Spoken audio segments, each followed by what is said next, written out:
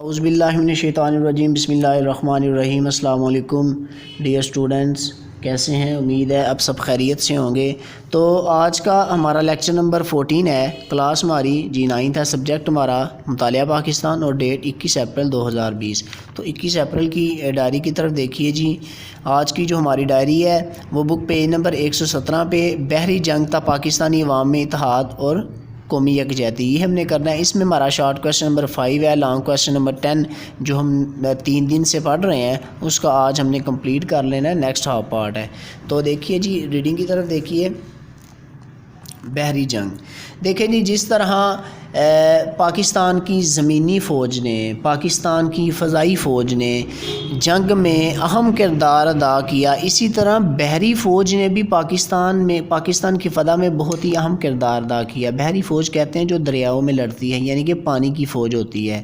دیکھیں جی، پاکستان کی جو تینوں طرح کی فوج ہے، اس کی 1965 کی جنگ میں جو خدمات تھی، جو ان کا کام تھا، وہ قابل تعریف تھا، قابل ستائش تھا، دنیا نے پاکستان کی تعریف کی۔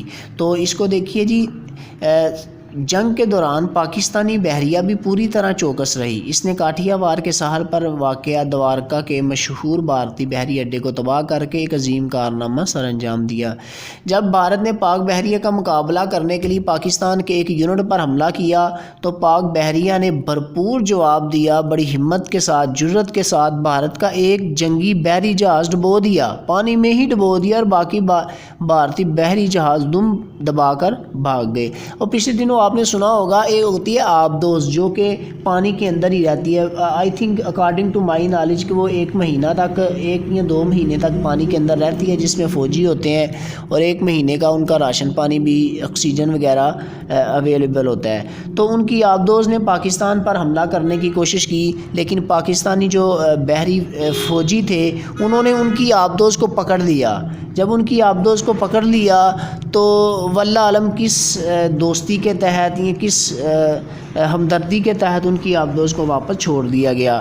چھوڑا یا نہ چھوڑا یہ ایک الگ بات ہے، لیکن پاکستانی فوج کی بہادری یہ دیکھیں کہ کوئی چوری بھی حملہ کرتا ہے تو پاکستانی فوج اس کو پکڑ لیتی ہے۔ یہ ہے پاکستان کی بحری فوج، اور اس کی خدمات 1965 کی جنگ میں بھی قابل تعریف تھی۔ اس کے بعد ہم نے پڑھا تھا کہ آج ہمارا شارٹ کویسچن نمبر جو 5 بھی ہوگا وہ آج ہم نے کرنا ہے۔ تو دیکھیں جی، شارٹ کویسچن نمبر 5 ہے، 1965 کی جنگ میں پاکستانی بحریہ کا کیا کردار تھا؟ تو یہی آپ کا شارٹ کویسچن نمبر 5 ہے، یہ بحری جنگ کا پورا پوائنٹ، ٹھیک ہے جی۔ اس کے بعد ہے جی جنگ بندی۔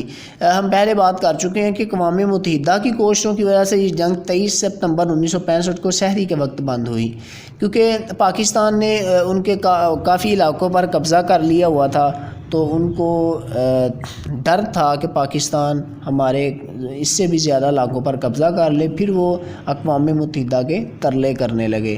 اس کے بعد ہے جی جنگ کے اثرات۔ دیکھیں جی، اب جنگ جو ہو چکی تھی 23 سپتمبر کو بند ہو گئی، لیکن اس کے اثرات کیا ہوئے تھے؟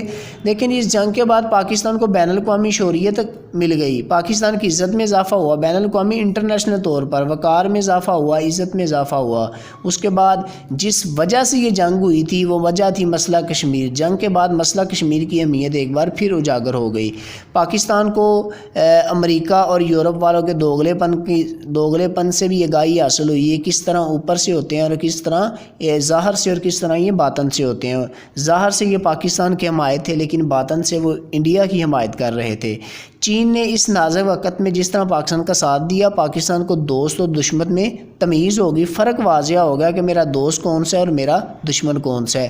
اسی جنگ میں برادر اسلامی ممالک جو اسلامی بھائی ملک تھے پاکستان کے، انہوں نے پاکستان کا بہت اچھی طرح سے ساتھ دیا، جس سے پاکستانیوں کا سر فخر سے بلند ہو گیا۔ دیکھیں جی، یہ کامن بات ہے، نیچرل بات ہے، بھائی بھائی کا ساتھ دے تو بندے میں جذبہ تو پیدا ہوتا ہے۔ اسی طرح مسلم جو بھائی ممالک تھے انہوں نے پاکستان کا ساتھ دیا اور پاکستان کا جذبہ مزید بلند ہوا۔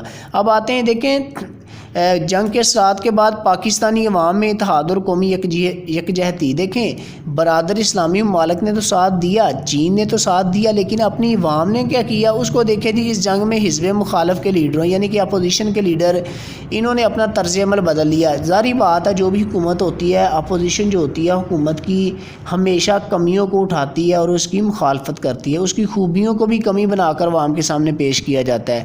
لیکن جب یہ حالات تھے، ایوب خان کو مکمل اپوزیشن نے تعاون کی اپیل دی اور کہا کہ ہم بالکل آپ کے شانہ بشانہ کھڑے ہیں۔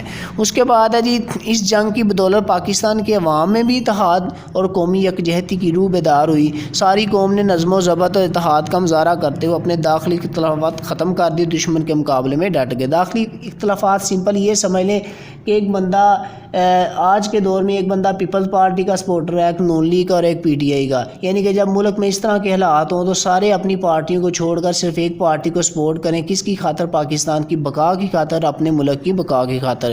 اس کے بعد ایک ادنا ملازم سے لے کر افسر تک، ایک مزدور سے تاجر تک، سبھی نے قومی جذبے سے سرشار ہو کر دشمن کے مقابلے کے لیے حکومت سے مکمل تعاون کیا اور اس جنگ کے لیے دفاعی چندہ بھی دیا۔ اس چندے کی مثال آپ یوں بھی لے سکتے ہیں، اب پاکستان پر جو کرونا وائرس کی صورت میں وبا آئی ہوئی ہے تو قوم اس میں بھی بڑھ چڑھ کر چندہ پیش کر رہی ہے تاکہ پاکستان کو اس وبا سے نکالا جائے یا غریب لوگوں کی مدد کی جائے، کیونکہ اکانومی کنڈیشن گر جاتی ہے۔ اس وقت بھی یہی صورتحال تھی، لیکن پاکستانی عوام نے دفاعی چندہ بھی دیا۔ اس کے بعد ہے جی عوام نے ہاسپٹلز میں پہنچ کر جو مجاہد بھائی زخمی تھے ان کو خون کا عطیہ دیا، اور محاذ پر بھی پہنچ کر یعنی کہ جہاں پر جنگ ہوتی ہے پہنچ کر اپنے فوجی بھائیوں کی خدمات کی۔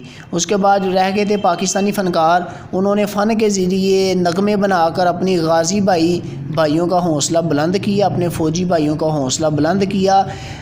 اول تا آخر یہ ہے کہ پاکستان نے اس جنگ میں ایک بندے سے لے کر نیچے والے طبقے سے لے کر آخر والے طبقے تک، ایک عام آدمی سے لے کر ایک بڑے سیاستدان تک، سب نے یکجہتی، قومی محبت، یگانیت اور بھرپور بھائی چارے کا ثبوت فراہم کیا۔ اسی وجہ سے پاکستان 1965 میں کامیاب ہو سکا۔